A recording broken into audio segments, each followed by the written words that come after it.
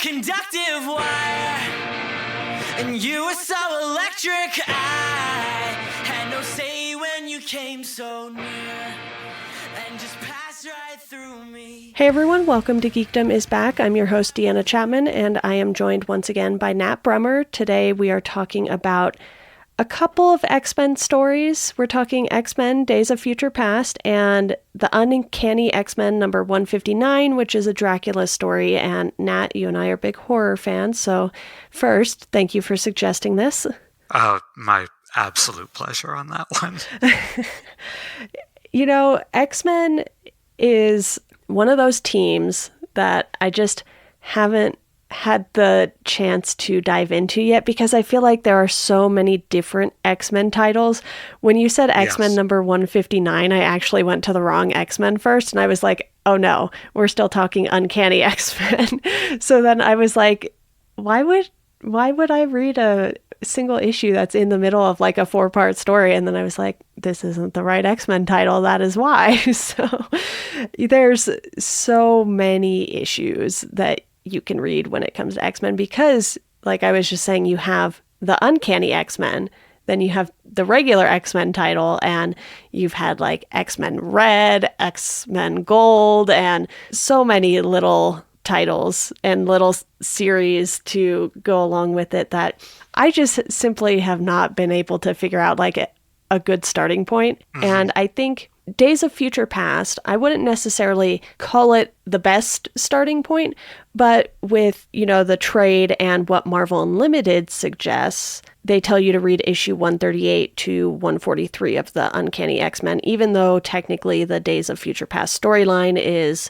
contained mostly to 141 and 142, but giving it that context and meeting Kitty Pryde, I think really helps make this a jumping on point. Yeah, what's great about X-Men is some of the biggest stories, some of the most famous stories like in its history actually serve as decent jumping on points because like for Days of Future Past, you have, well, one, Kitty's still kind of new to the X-Men and new to this world, but also when she travels back into her younger self in the Days of Future Past storyline, it's kind of a reintroduction because we're seeing that world kind of from a totally new vantage point. And like in a story like the Dark Phoenix saga, that was when Kitty was actually introduced. So we had a character who was brand new to all of this, who could get caught up to it along with the reader. So the X-Men's actually pretty neat about that, though it is overwhelming because, like you said, you just listed off like just X-Men books, and that's not to mention the New Mutants, X-Factor, Excalibur, X-Force, all of these. It's literally like half the Marvel universe is X books. It really is. Even now, when they did the Powers and House series, and I started diving into that, and I still felt like I was lost because I didn't have a ton of backstory on some of the characters. And, you know, you have other storylines like Dark Phoenix, which happens, I think, just a little bit before Days of Future Past. Yep. Yeah, and it's so overwhelming. You know, I was an editor for a Spider-Man website briefly for a company called Fansided, and I ended up just going back and starting from the beginning. I started with Amazing Fantasy number 15, and then I started with the Amazing Spider-Man series, and I feel like that is so hard to recommend because the older comics are so dense, and even with Days of Future Past, it's a lot more dense than some of the more recent stuff. Not necessarily the Hickman stuff, because Hickman can be very dense with a lot of his comics. There's a lot of exposition and things that come along with some of his writing, but this didn't feel too overwhelming. And I think it's because of the fact that with the X-Men, you have so many characters, so there's a lot to cover. So it doesn't bother me as much when there's a little more to read, just because you have so many more moving pieces than you do with a Spider-Man comic or something, like a solo series for any other character too. And even then, you know, I've read All New Wolverine and Old Man Logan and some other X-Men storylines that were not X-Men titles. So like you were saying, even just listing off X-Force, those are still team books, but then you have the solo series for some of the characters too. And it's just so expansive that I've kind of stuck with reading, Hulk and Black Widow, Hawkeye by Matt Fraction, and, some of these more contained characters and stories. But what I liked about this and, getting that context before we hit issue 141 is that you get a feel for kind of where everyone stands within the team. Mm-hmm. Yeah, absolutely. And like we were just, it just got me thinking, like, as expansive and massive and like colossal as the X-Men is, it is wild how many stories that are still so resonant and popular and beloved came out of like this era. I could not imagine doing that, like having that success streak as a writer, because you hold like Days of Future Past and Dark Phoenix up like so highly, and like these are like one right after the other. Like this trade of 138 to 143 starts with an issue that's basically Cyclops recapping the entire history of the X-Men, which is really useful. Yes, yeah. As he basically quits the team, because this is like Jean's like funeral. This is Dark Phoenix happens, and then basically Days of Future Past kicks off the next issue. These stories were virtually back to back. And the issue like immediately preceding the Dark Phoenix saga was like the Proteus storyline, which is another not as like, it hasn't had movie adaptations, but it was a very highly regarded story in that era as well. So like the hot streak at this time was just wild. And it's almost like this is ushering in a slightly new era for the X-Men, because you have Jean's death, you have Scott leaving, and you have the introduction of Kitty Pryde at the end of issue 138, and she's showing up at the school.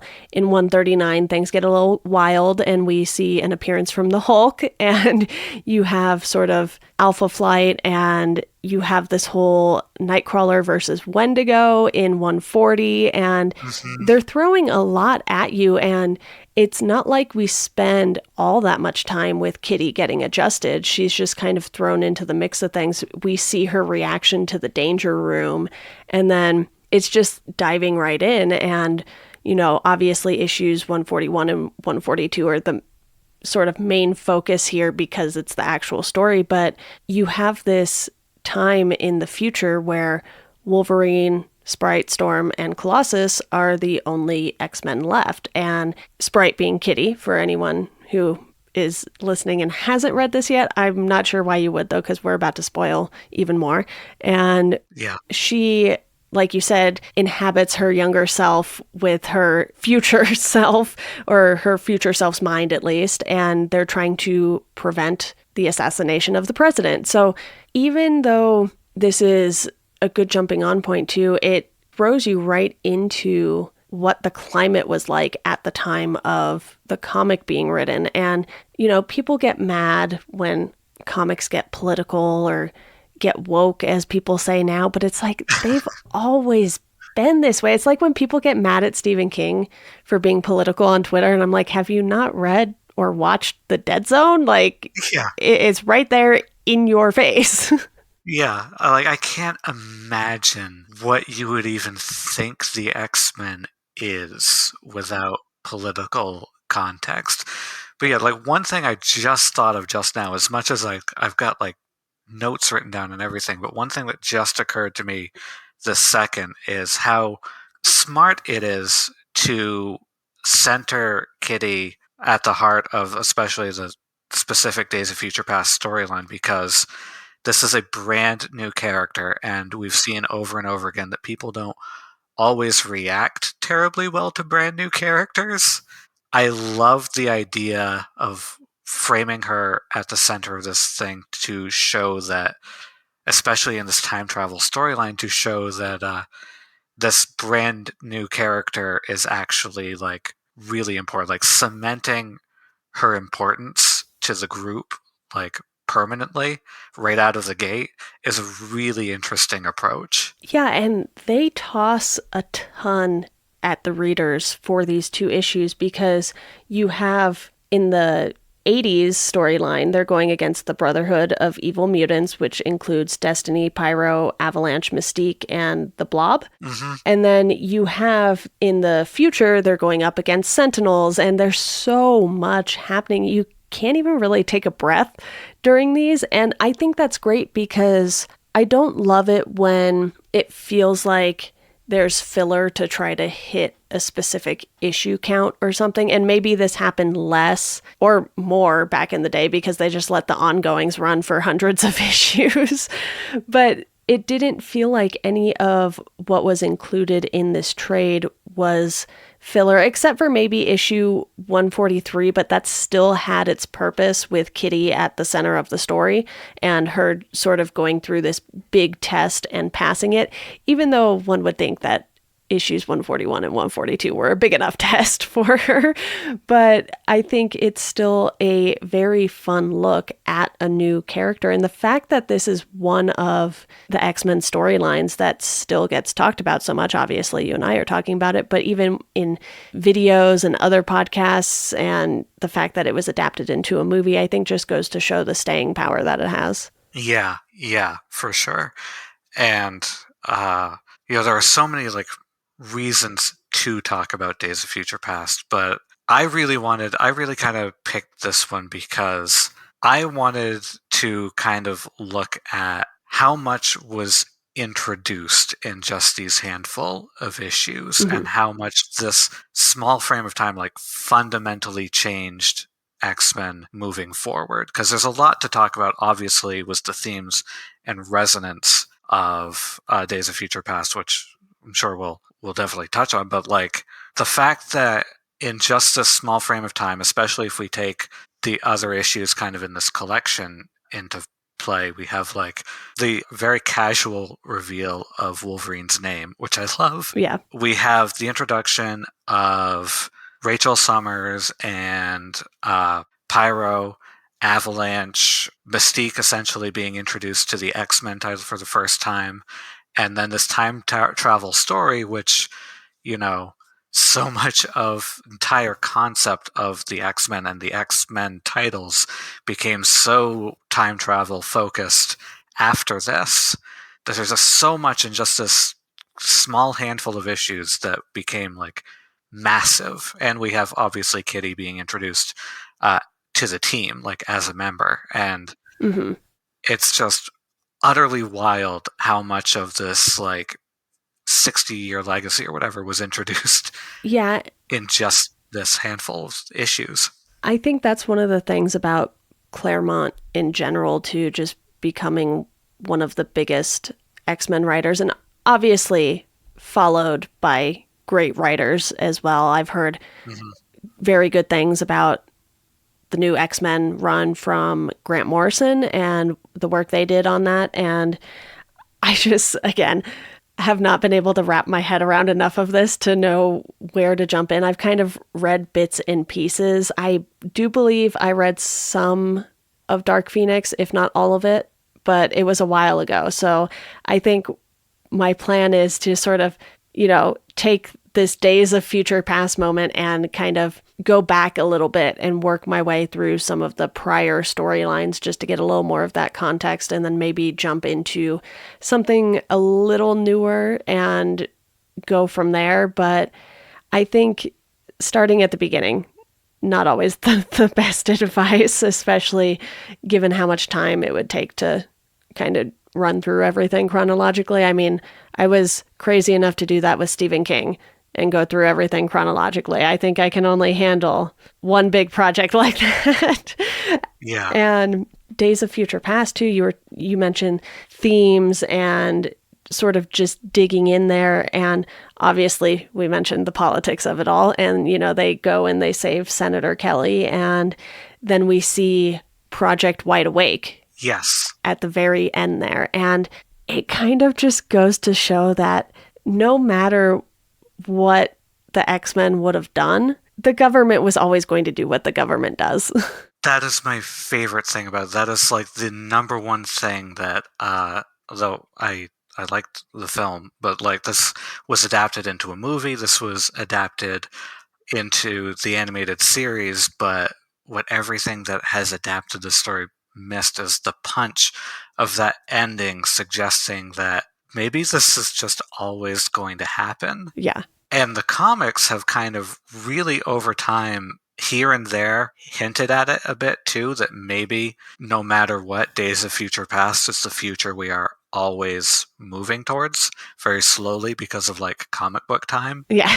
But very recently in the comics, Kitty started going by Kate, which is what her older self goes by in Days of Future Past. So it's like the things that are major to like this storyline, like maybe they are always going to happen. Maybe that's just how people are. And we should note that it was an absolute dystopia in that future. Yes. Did not look pretty. Yes, and though there is a panel that I love where it's almost like Claremont and John Byrne were in completely different places, because it's this powerful image of Kitty, or old, Kate Rudd being like walking among these tombstones, and she's all like, I don't even recognize half of these names. Yeah. But all of the tombstones have very specific, all the tombstones we see have like all these classic X-Men and like Fantastic Four names on them. So it's like, oh, the dialogue or the thought bubble and the image here are like completely at odds with one another. Yeah. But Nat, since you suggested this, I want to let you go on whatever deep dive you want to go on next with these issues. Thank you, because I have such a specific deep dive, because Please. while this is a classic storyline, the main reason I honestly picked this is because it introduces one of my favorite villain teams, maybe one of my favorite teams in general, in like all of comics, which is Mystique's Brotherhood of Evil Mutants. I've just always loved this assortment of characters. Like on the 90s cartoon, this group was like what I always was kind of hoping to see. Like if it was an episode with the Brotherhood of Evil Mutants, that was gonna be like a great Saturday morning. Pyro in particular is one of my favorite semi-obscure characters like ever. I've just always loved this character, and like the way they're introduced, just like bickering inside the Pentagon and everything, it's just delightful to me. And I think they works like John Byrne does so much with that team in this introduction, especially with Pyro, because when Pyro's introduced here, there have been no small amount of fiery Marvel characters up to this point. And I think what sets him apart, just in terms of the art, just visually, from a character like the Human Torch, is that with the Human Torch, the most visually interesting thing is the Human Torch. And with Pyro, it's, as much as I love his outfit, it's his imagination, it's everything else, it's everything he creates, and it's such a different fire-based character, like when you're going back to that well to come up with. It's such a different interpretation of a character like that I've always enjoyed. And there's something just jovial about Pyro as a villain. And like, he's not really a villain in the comics anymore, but that is also one of my favorite things about the X-Men, especially in 2022, is that they don't really have villains anymore, especially in the modern, like, everybody has to live and get along on Krakoa era. Right. They kind of have sides from what I had read of that storyline so far, but it's not hero villain direct split. Yeah, it's not like the days of calling ourselves the Brotherhood of Evil Mutants are really far behind us. But Pyro just like loves crime because Pyro's whole backstory is that he's a best-selling author, and yet he puts on this yellow, ketchup and mustard looking outfit, and he just goes off and he does this. He tries to assassinate the president. But yeah, I love that team, and I've been on such a Mystique kick lately that I just wanted to include something that I wanted to talk about something that included Mystique, because this is also Mystique is a major X-Men character. At this point, I want to say one of the most recognizable.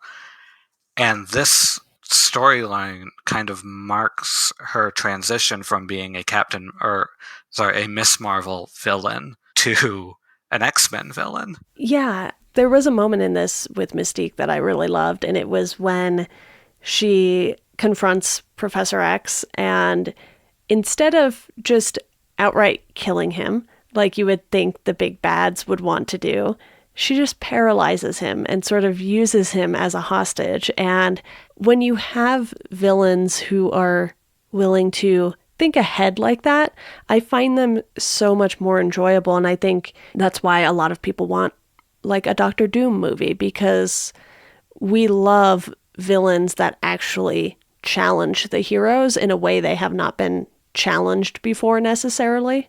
Because people love to think of Mystique as this just like loose cannon agent of chaos, which she very much is, and it's one of my favorite things about her. But like in this storyline, like she infiltrated the Pentagon. Yeah.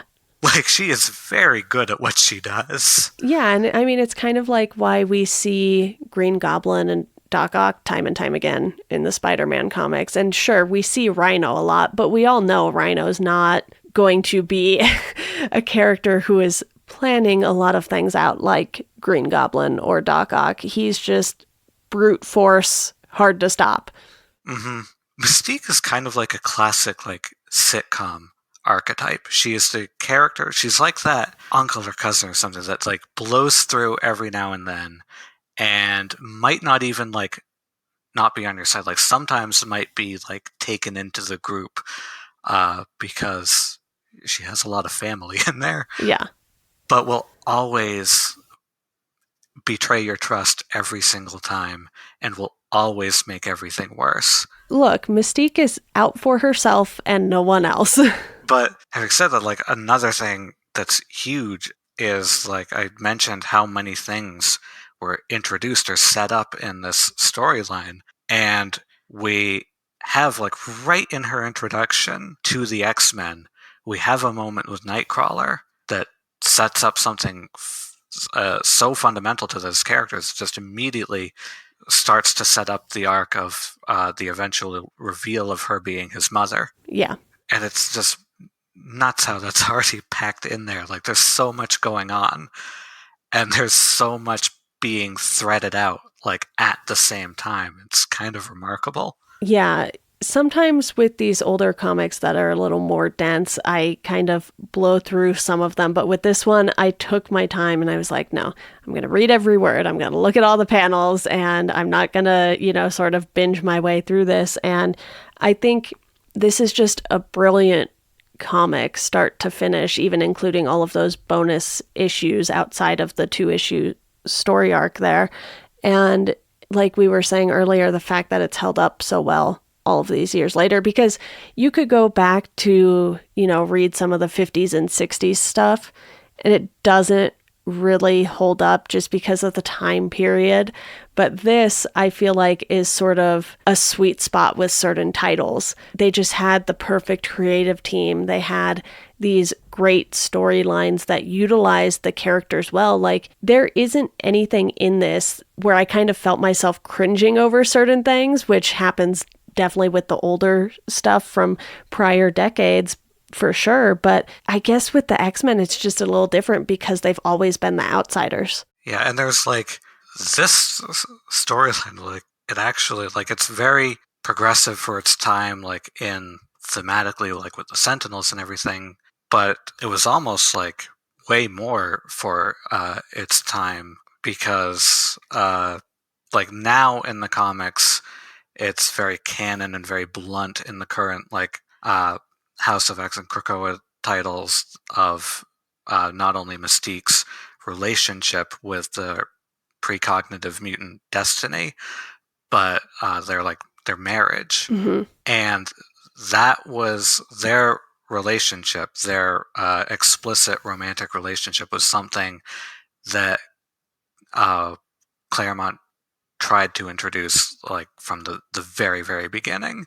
And they said no. So to see that wanted to be canon immediately and finally got to become canon later on is kind of neat too. Yeah. I mean, getting to read this was great. It was long overdue for me. But Nat, do you have anything else you want to mention about Days of Future Past before we do a little Dracula talk? Just touching on like that whole collection of issues, as much as you had these great things going on, I just absolutely love that weird Doctor Strange detour to hell issue in the middle there. And I love the juxtaposition between young Kitty and old Kate, and having Kitty going through, like, when we have that introduction, having her going through the danger room, and it's all like new to her, and then immediately flashing back, having her older self in her younger body, be like, oh, the danger room, how quaint. Yeah, it's a fun one. Yeah, that's pretty much it for me.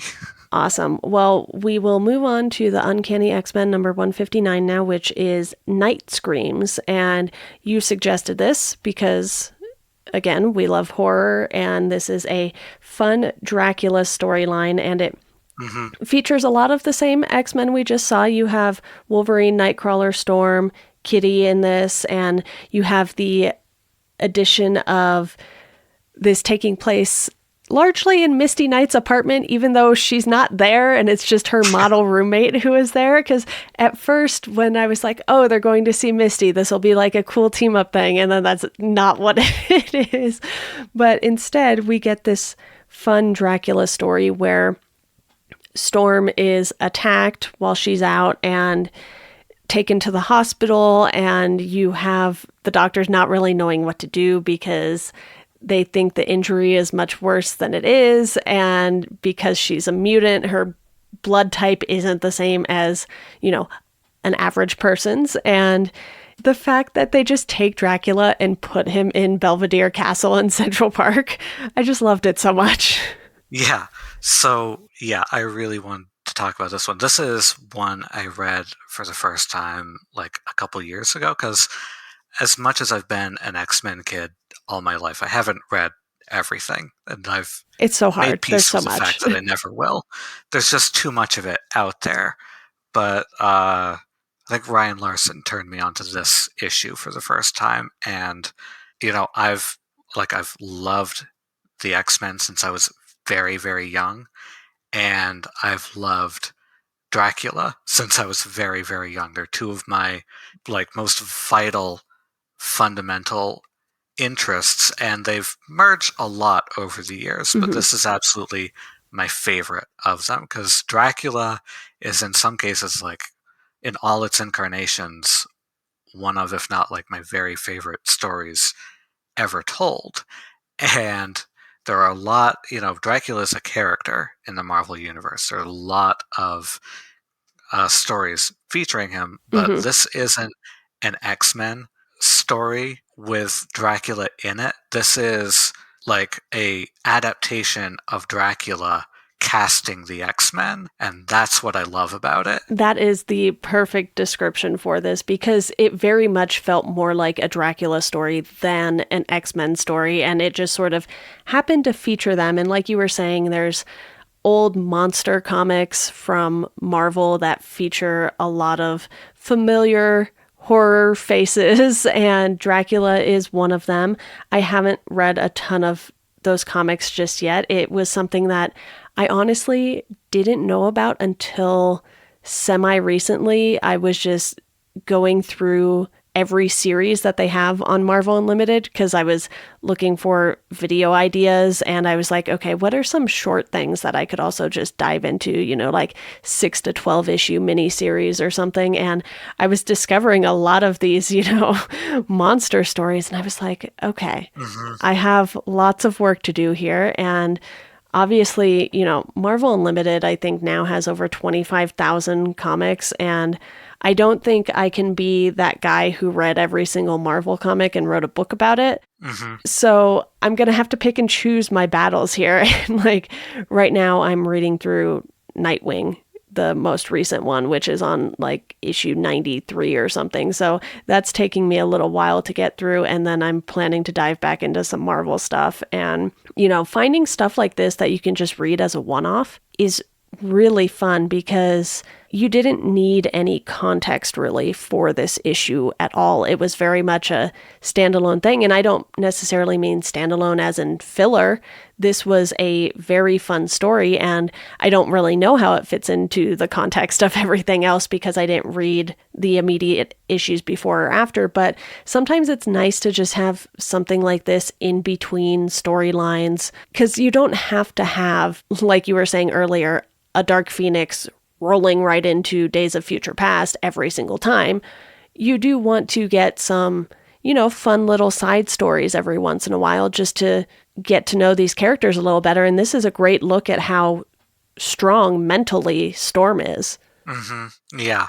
No, it's a totally self-contained issue. And I really love that about it because, again, it's telling a very specific kind of story on its own without, certainly within the world of the X-Men, but without any explicit ties to anything that came like directly before or setting up anything that comes like directly after. Yeah, and it's just refreshing to get that every once in a while because a lot of my issues with Marvel come when they do these big grand events, and you have something like Civil War, which has its own title, but then it's also tying into 15 or 20 other titles. So if you're reading through those, you suddenly just get a random event story in the middle of this character's other storyline.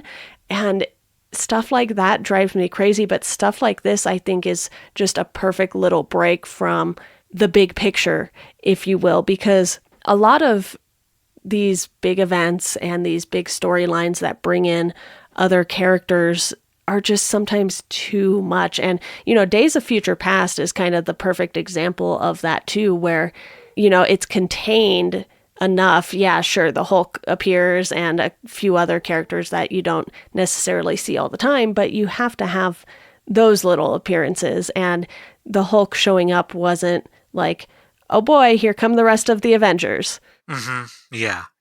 And, I also, this issue jumped out at me because it was like X-Men comic, horror comic. I was like, oh, well, pick an X-Men horror comic, and here's the one I love the most.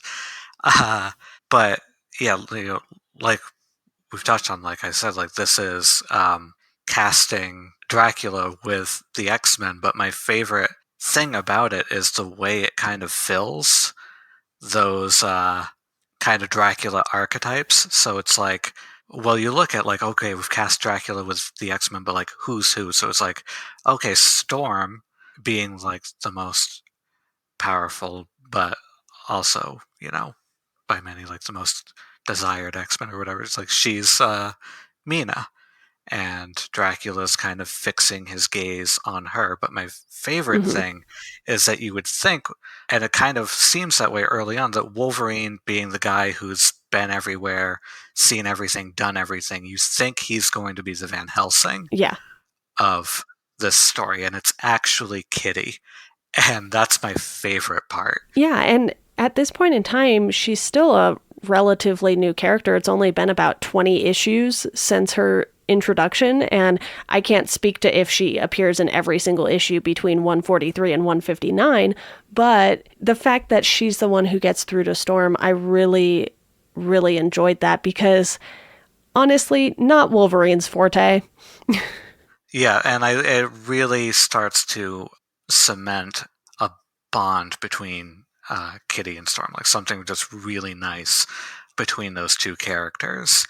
And I also just, oh my god, I love the moment where Kitty holds the cross up to Dracula, does nothing, and he gets so cocky, and he's just like, "Ha, you got no face, like you can't do anything to me." Yeah. And he goes for her throat and is burned by her Star of David, and I love that, just introducing that concept to vampires. I love virtually everything about that scene, especially how arrogant Dracula gets for 1 second before he gets burned. It's so good. Yeah. Oh my god, that moment just sends me. That's one of my favorite parts, absolutely, in addition to the sheer wonkiness of Storm becoming a vampire. Yeah.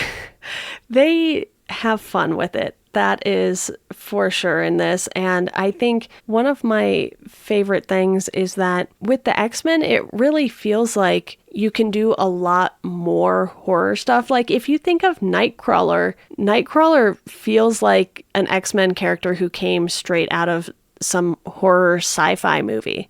Mm-hmm.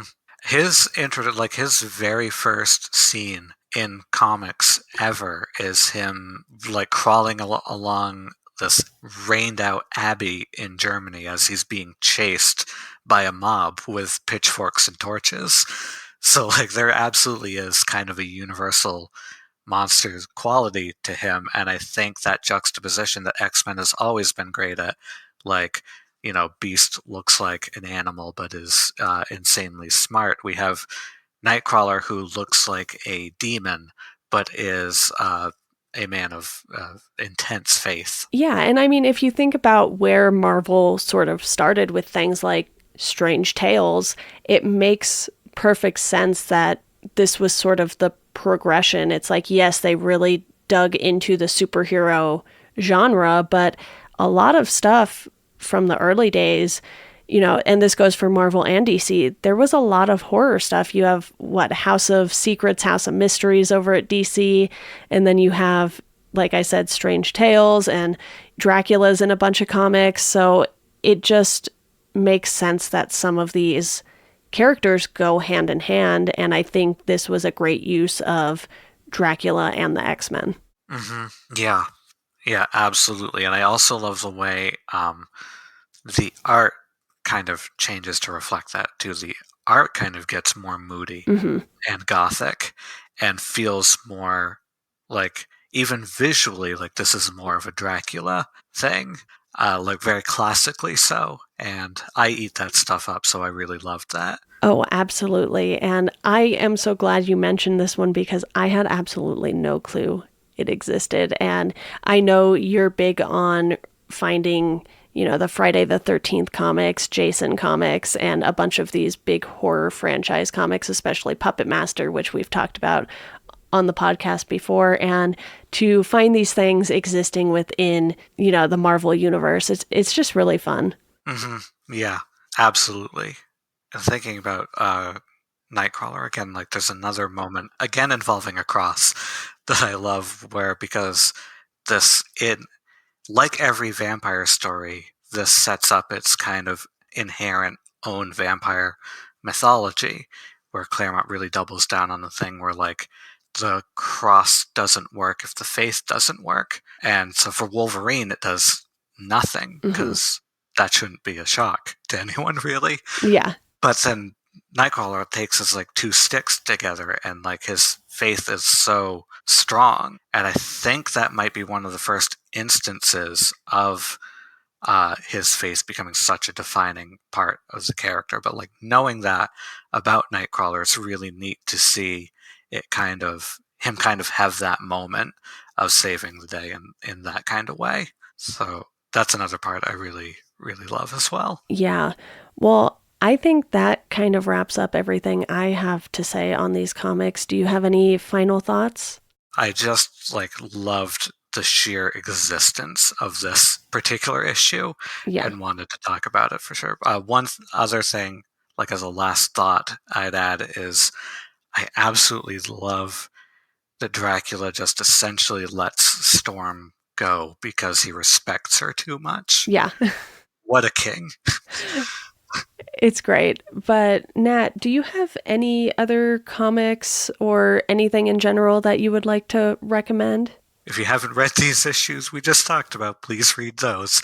But I just, in my X-Men kick I've been on recently, I read the, I think, very short, like 2-3 issue 2008 storyline Wolverine Get Mystique arc by Jason Aaron. And that I loved. It's just kind of this very short, very self-contained over course of a couple issues storyline of just Wolverine hunting Mystique and Mystique, getting away, slipping out of his fingers every chance she gets. The chess game between them and the flashbacks to kind of their history together, all really entertaining. That's absolutely kind of the recommendation on my mind at the moment. Yeah, since I haven't read nearly as much X-Men as you, I'm going to go outside of Marvel and recommend Outcast, which is a comic by Robert Kirkman. And I've only read the first couple trades, but I just bought the rest recently. And I've been on a horror comic buying kick lately. Reading them is another story, but, it's just this fun horror story that I think, given the title Outcast, it kind of does fit in with the X-Men a little bit, but, don't expect too many crazy superpowers or anything in it. Mm-hmm. So Nat, thank you so much for suggesting these and for joining me to talk about them.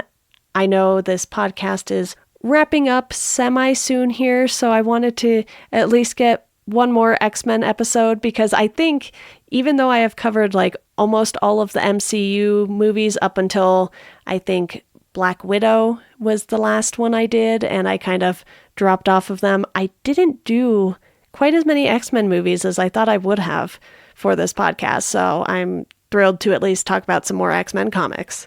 Mm-hmm. So thank you again. Yeah, absolutely. I was very, very happy to do this and get to just gush about X-Men a bit. Yeah, well, I'm sure I will have lots of X-Men questions for you after this. Okay.